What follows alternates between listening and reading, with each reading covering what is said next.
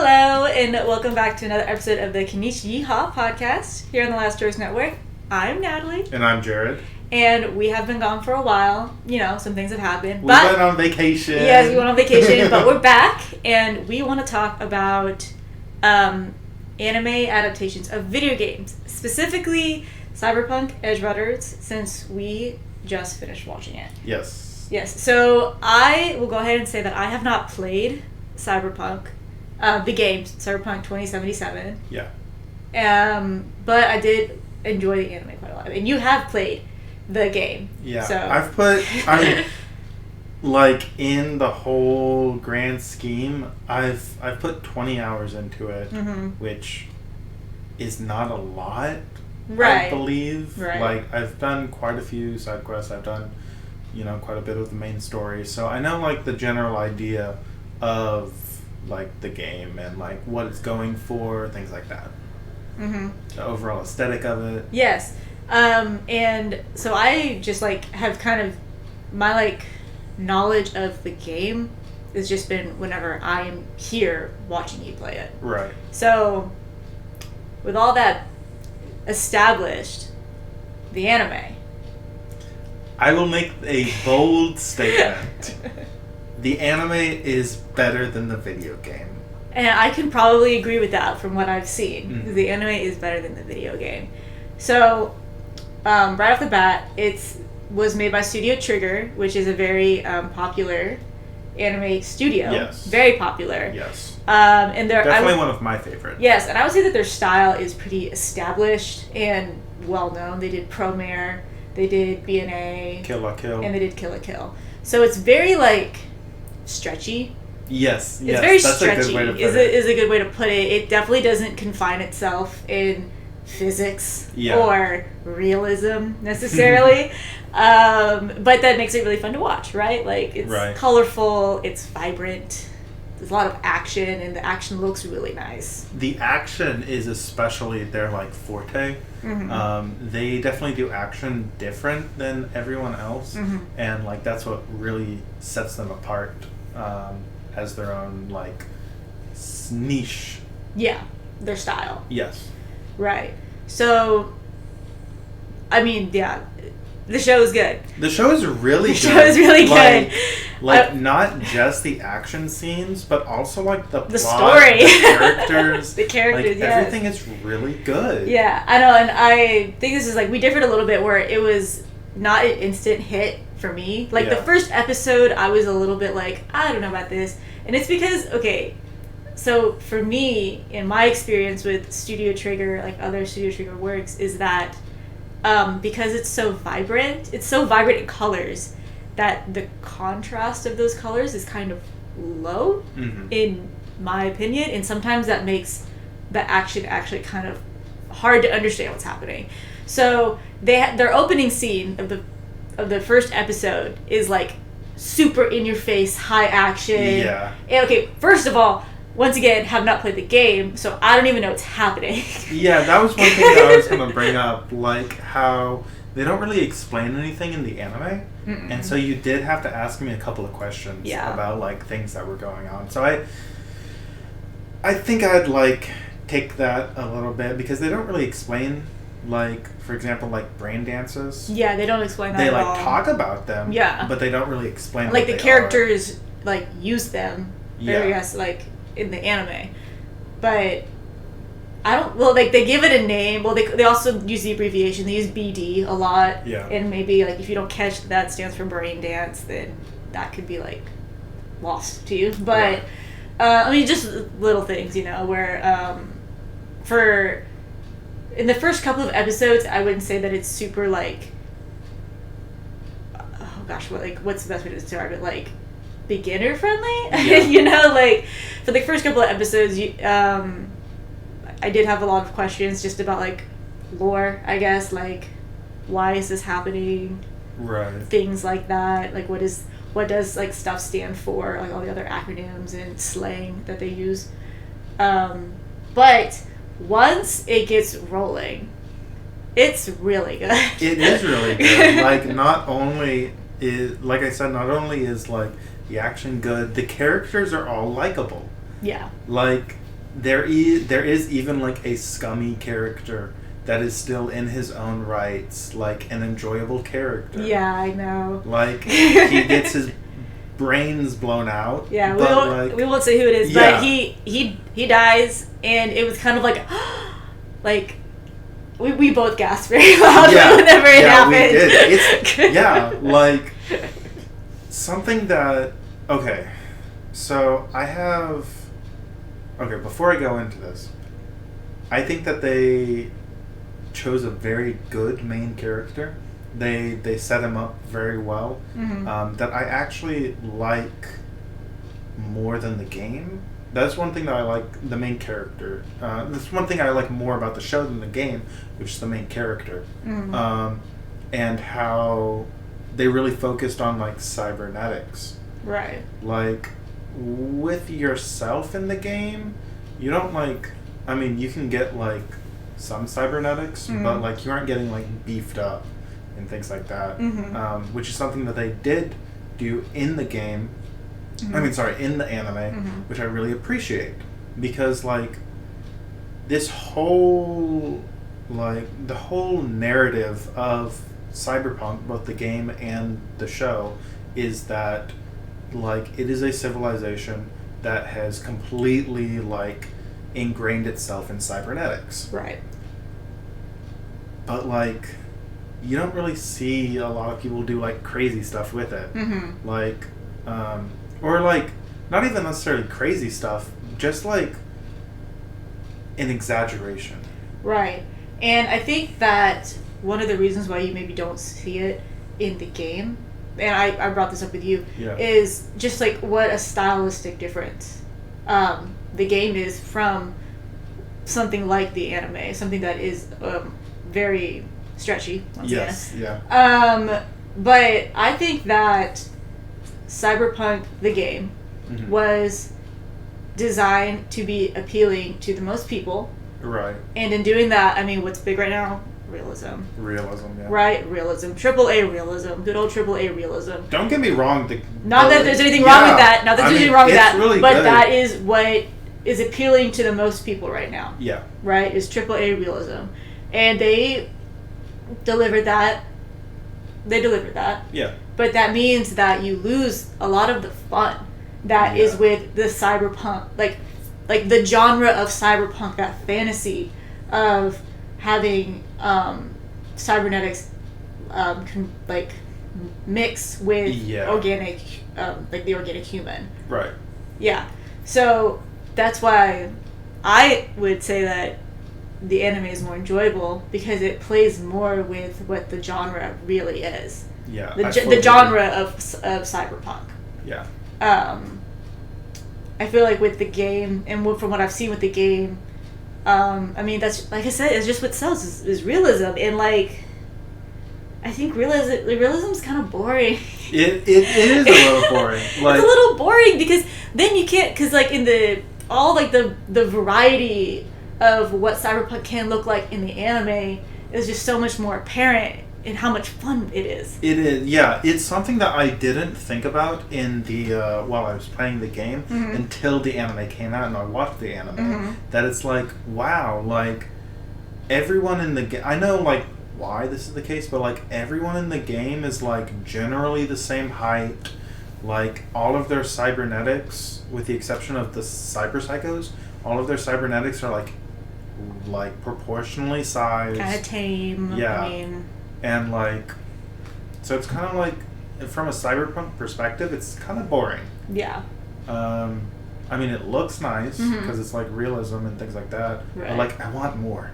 I Right. just want more from it. Right. Now that I've seen more, now that I've had more, I want more. Right. Exactly. So question then. Yeah.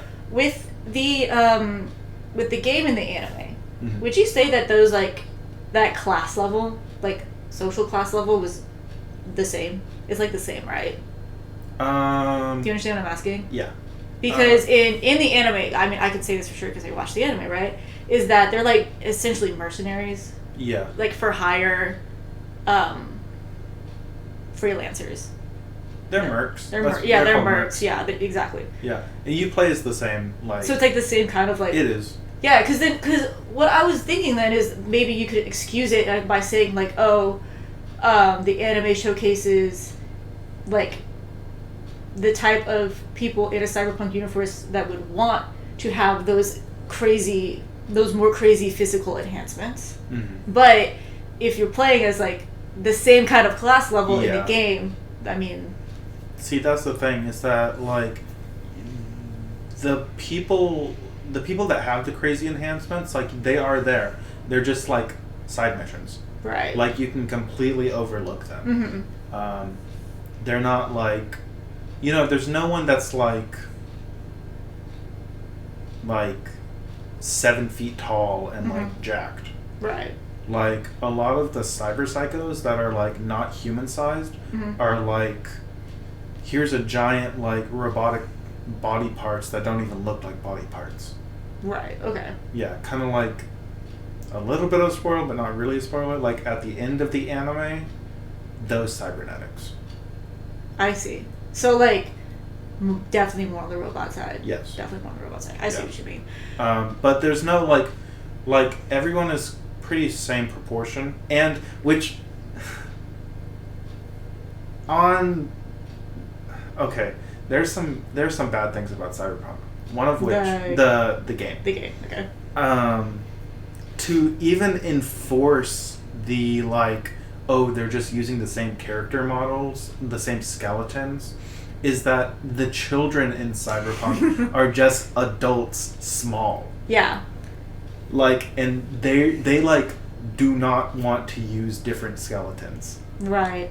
And that's just, I mean, obviously, that's open world game versus very plot centric anime. Things are different as far as like I understand why. As far as that kind of like stylistic thing. I mean, that's cons with the games. Yeah, but I mean, like individual like unique characters that are story prevalent mm-hmm. could have more like individuality to them. I agree with that because I see you talk to a lot of different people in Cyberpunk, and they kind of all look the same. Yeah, they do. All of the women have some sort of red on them. Yeah. Whether it be their hair, their jacket, or whatever the hell else. Yeah, and I like barely see you talk to any guys, but even then they all kind of look the same. They have like face tattoos and maybe glasses. I don't know, but. Yeah, I will say it's just, I guess it all has to do with just the genre of anime. Like, that's really what it all comes down to, is that that Cyberpunk, the anime, was able to achieve what it did because they had the freedom to, I guess, kind of get more crazy with it, is the best way to put it. Like, get more absurd. Have more action. And I know, actually, speaking of the action, and how good it was, right, in the anime, you were talking about how you wish that that the game had some more of that high action-ness, right? And I brought up that probably one of the reasons why you can't really have that in Cyberpunk the game is because it is in first person. Right.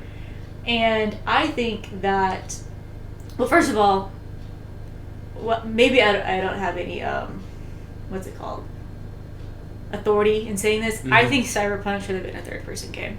Yeah. I think Cyberpunk should have been a third-person game, but because of just all the other mechanics that they want you to use in it, it just makes more sense for it to be a third-person game. I think that you should, like, I could be totally missing out on this, but you should be able to at least toggle, like in Skyrim. Yeah. It just, the things that I've seen Cyberpunk ask of the player, it's like, this should be third person. Yeah. That's just my opinion. Especially with how much you can customize your character. Right? Yeah, that's the other big thing, is that you customize your character, you don't even get to look at it. Yeah.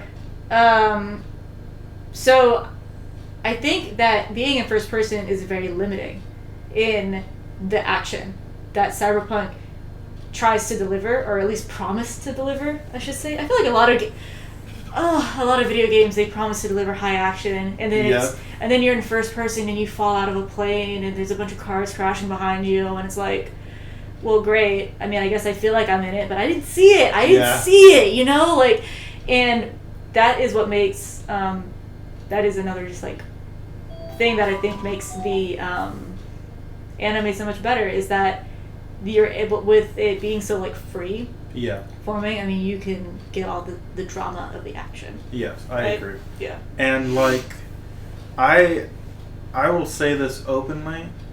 I think that, be it video games adapted to anime or anime adapted to video games, I will strongly stand that the anime is always better. Ooh. I will strongly stand on that. The reason for that is because they have it's easier to portray a plot. This is fair. That's so, fair. like in Cyberpunk, like, obviously I don't get all of these side mission lore, but they're able to hold a plot better because of that. Like, you aren't distracted by, like, other stories outside of things happening. Right. Yeah. And then on top of that, they have the third person action that they can do. They can portray things a lot better in, like, animated format. And so, like, personally, I always like anime adaptations of things, because, like, also it's able to condense, like, a 100-hour game into 12 episodes, while still being able to, like, convey the story. Like, well, speaking of that, so I guess we should state, because we haven't yet, is that Cyberpunk the anime is canon in the game. Yes, it is. But it happens before the events of the game. Right. So I guess that's just, like, something to notice, because I would say because Cyberpunk is open world. Yeah. Maybe is, like, the reason why, but where am I going with this? Oh, that it what the events of what happens in the game do not happen in the anime, but they are canon. Right. So that's, like, it's another type of adaptation, right? So, like, you have an adaptation that just uses the universe. That's what's happening here. But there are also, like, obviously adaptations that try to use more of, like, what is actually happening in the game. Yeah, there are, like, one-to-one adaptations. Exactly, yeah. Or, like, just in-universe adaptations. I don't know which I like more, actually. Right, because this one was just in-universe. So that also, though, makes it really easy to play with, right? So now you're not bogged down by, well, first of all, super fans who are going to be like, this isn't accurate. Yeah. Or even just, like, I mean, trying to portray V, which I'm not sure is actually the most interesting character. He's not, and one thing that this is a back and forth for some people. For me, I know where I stand, but with games like this where you can choose your dialogue options, right? They have to cement a character. So, like, they do this in I think probably one of the most prevalent cases of this is in the Persona series. So, like, in the Persona games, there are a lot of dialogue options, and your dialogue options change what things happen. Yeah.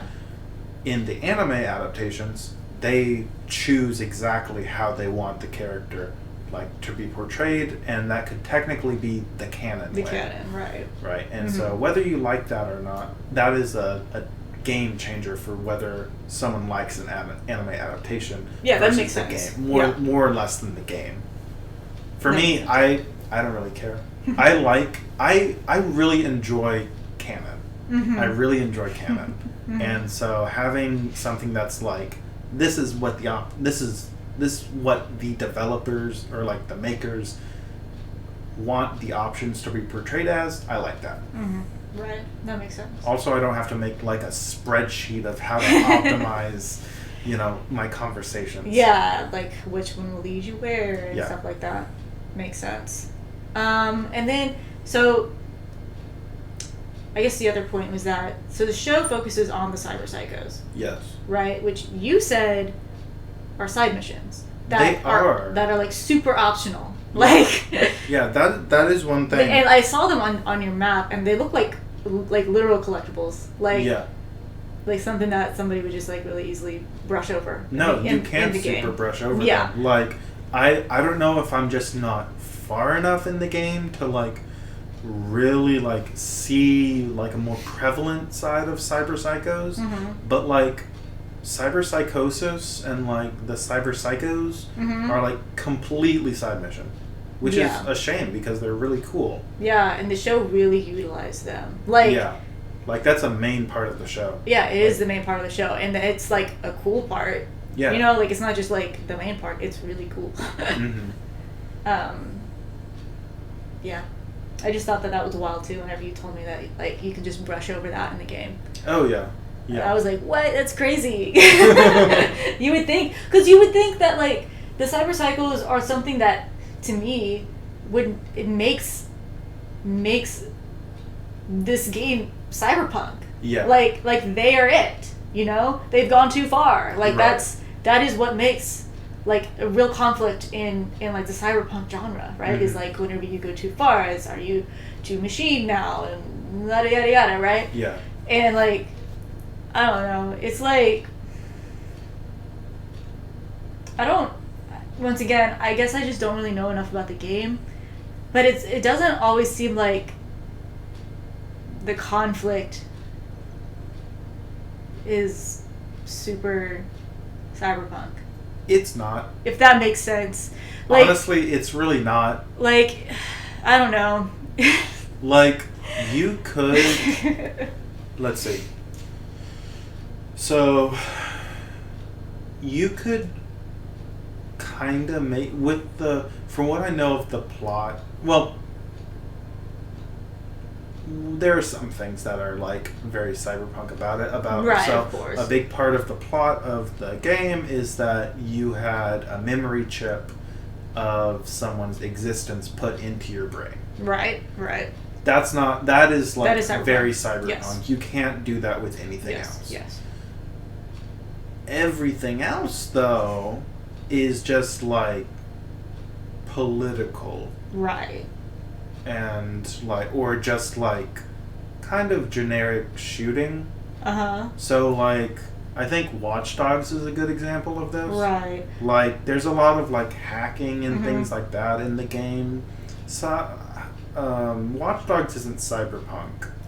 Yeah. So, I was the one that brought up Watch Dogs to you because I played Watch Dogs, and I liked the game. Thought it was too long, but I liked it, and it isn't cyberpunk because it's not the machine entering the body. Right. Or it's not like that kind of conflict with the machine. I guess you don't necessarily need the machine to enter the body for it to be cyberpunk. Yeah. But basically, like, there's no like cybernetics, right? It's all just high tech. Yeah. So like it's your phone, maybe like some weird glasses, I don't know. But it seems like the plot of Watch Dogs is kind of the same as Cyberpunk. In the sense that you're sent to go stealth around some military political bases and kill some guys, save some people. Talk about too long. So like I said, I've only put like 20 hours into this game, but like a majority of those 20 hours have been side missions. like I've played like maybe like five hours maybe, and it was like solely side missions. Like that was it. I didn't even touch the story. Right. Like there's a lot of side missions, and you just kind of randomly get them out of nowhere. Right. And because of that, this is one thing that makes me like anime adaptations more than video games, is that you see all these characters and they really don't get a ton of time to develop, and they're pretty kind of forgettable. And like you said, the characters are pretty similar looking. Yeah. And so like with the anime, it's like, look at all these brightly colored, well-designed, very diverse cast of characters. Look at this guy. His arms are too long. Look at this guy. Her hands are too big. Her hands are big. Yes. Look at this guy. He's got 4 eyes. Like, literally 4 eyes. Like, it's like, the character design is so diverse and really, really good. And you just don't, like, exactly get that in video games. Right. And then, on that, with, like, video game, anime adaptations, I also think that the reverse is also same. Because there are video game adaptations of anime. Right. But they aren't able to really capture, like, these anime moments. Right. Because you're playing as the character. Mm-hmm. And so then again, I'm like... So, like, a good example of this is, like, a lot of anime video games are action. They're fighting games. Right. And so, like, you don't get to see, like, the specific moves that they use in the show. Mm-hmm. And, like, how the fight went in the show, how it was choreographed, things like that. Mm-hmm. It's just kind of, it's just kind of butt mashing. Mm-hmm. And so, like... I still think that the anime is more superior in that department as well. Okay. So then, I guess kind of in closing, right, we had some questions sent in by a viewer. Okay. And they were wondering, does this anime being tied to the game help the game? Definitely. And from what we've seen... with the stats, yes. Yes, it did. Especially with this game in particular. I think it really needed it. Oh, yeah. Oh my God. Let me tell you. This anime did miracles for Cyberpunk. It made it the top played game on Steam whenever the anime came out. Right. It completely overshadowed... it completely, like, got rid of all of the bad things that CD Projekt Red had done. Mm-hmm. Completely made people overlook the glitchy mess that the game was whenever it came out. Mm-hmm. And on top of that, they've announced a sequel game. Yes. Like... They're adding to it. They're still adding to it. I mean, even whenever you booted it up, it was like, here's all the updates. Here's what we fixed. They announced DLC. Here's the DLC. They announced DLC. They announced a sequel game. This anime did miracles. Thank you, Studio Trigger. Yeah, I know. This anime made me start playing the game again. It did. Yeah, because I had not touched the game in a long time, and I forgot that I owned it. Mm-hmm. And then this anime came out, and I was like, I want to pick it back up. And you know what? The game's fun. Right. The game is fun. Right. It has too many... Yeah, we're doing a lot of comparison. I don't think the game is bad. The game is fun. Yeah, the game is fun. The stealth in it sucks. The driving is terrible. That's why it should be third person. I mean, just saying. Yeah. The driving is... You know what? Actually, this is one thing. Driving scenes in anime, especially this one, badass. Driving scenes in video games, always terrible. Terrible! There's not a good driving game, like, at all. When you want action. It's terrible. Yeah, but no, the driving in general in this game is abysmal. Yeah, okay. But we're not saying the game is bad. Sorry. Yeah.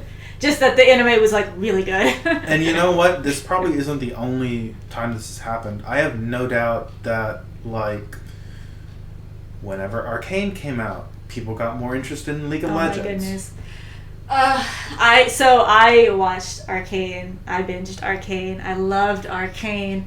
I wish it wasn't League of Legends. Mm-hmm. I wish it wasn't League of Legends is lined so badly. Mm-hmm. Because what I've learned is that League of Legends has some amazing lore and characters and character design. Yep. But the game is not for me, which means that I will never get to know these characters unless it's in an animated show. Right. And you know what? I bet this same people tried to dig up like NES and Game Boy games whenever Castlevania came out, because that's a series that needs new entries. Yes, that's not an easy accessible series. No, it's not, and it's honestly so funny because I love the anime Castlevania on Netflix so much. I love it so much, and like I know absolutely nothing about the games. Yeah, like I like nothing.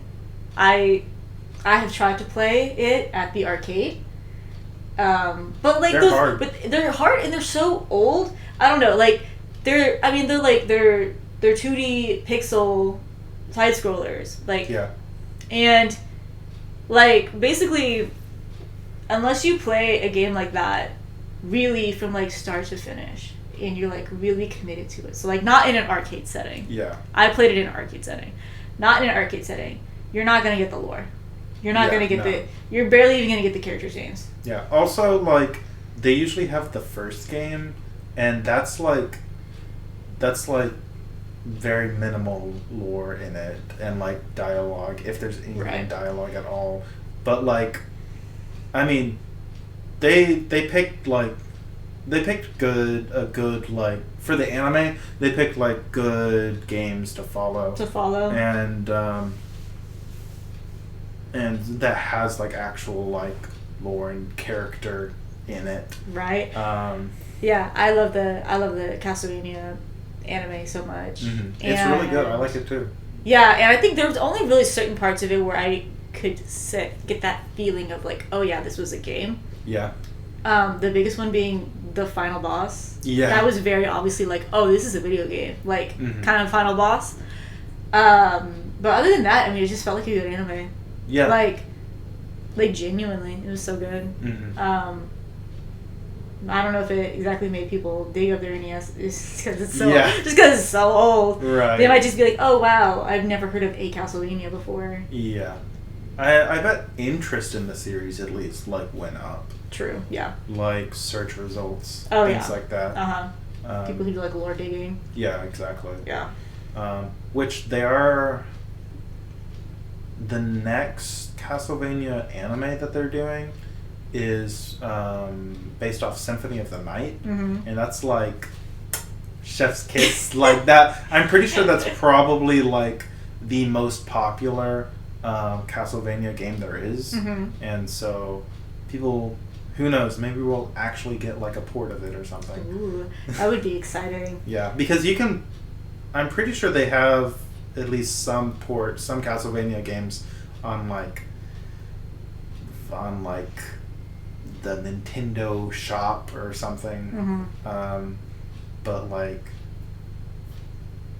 I mean, they're Castlevania games. They're hard as hell. They're hard. Like not old. They're not really beginner friendly. Not at all. No.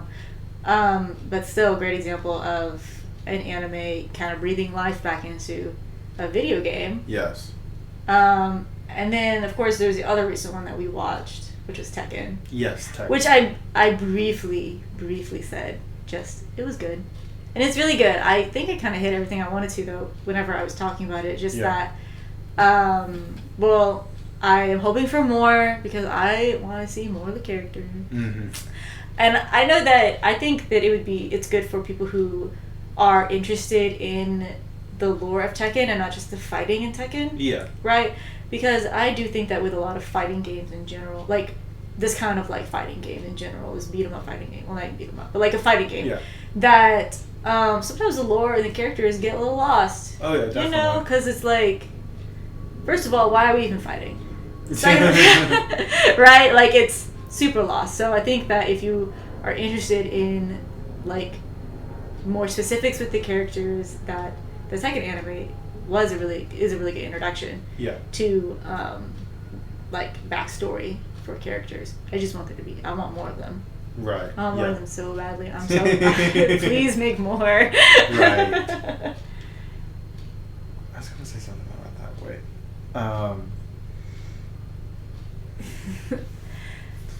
But yeah. I think that definitely with like, if you don't really care about actually like going through the motions of like a game, an anime adaptation is like a really good alternative, I just want to know what happens in the game. Like, there have definitely been, like, I mean, like, for example, like, people that watch playthroughs of video games. Yeah. Like, they don't really care about actually playing the game. They just want to watch it. They want to see it. They want to know about it. Yeah. Right?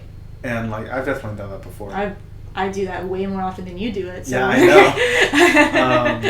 And so I think that an anime adaptation is a very accessible way to get the story of a video game. Right. I think it's accessible, and I think it's good. Like, it's, like, genuinely good, because maybe I can kind of hear some people in the distance, but what about live action? The reason why live action doesn't work is because it's not animated. Yep. Basically. Like, it's not going to work because it's not animated. I'm sorry. Because then you're going to lose the fantasy. You're going to lose the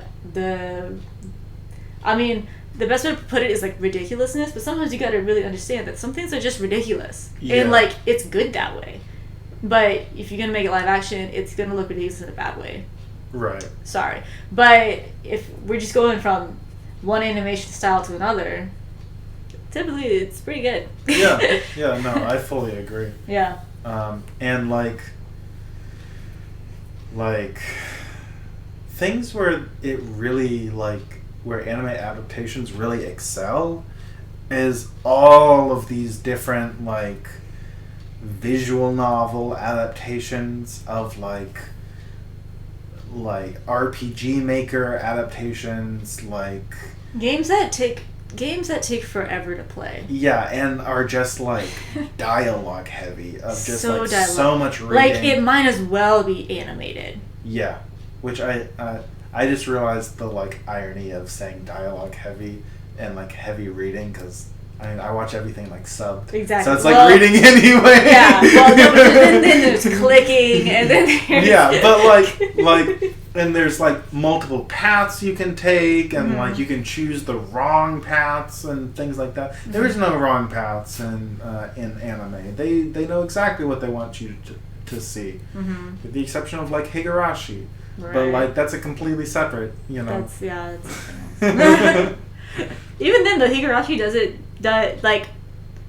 has picked a way to adapt a story with multiple endings in a way that I think is really interesting. Yeah, I think and it's showing you all of them. Yeah, it's super cool. It's literally just showing you all of the endings, but then there's, like, an underlying thing that they put in there to, like, make it all make sense. So it's interesting. But yeah, it's good stuff. Yeah. Do you have anything else? I don't think so. Anime is cool. Anime is good. And so is video games. Video games are also cool. Yep. Video game anime. Animated video games. It's pretty good. Watch Cyberpunk Edgerunners. Yes, you should watch it. It's only 10 episodes. Yes. It's worth, man. It is so solid. Are we getting another? I don't think so. Not another anime, right? Just a game? Yeah. Okay. I mean, not that it would be, like, a direct sequel, because, I mean, you know. Yeah. But, you know, just one. You can hope. So, I think that's it for this episode. Yes, thank you so much for joining us on the Konich-Yeehaw podcast. Once again, I am Natalie. And I'm Jared. And we'll see you all next time. Yeehaw! Yeehaw!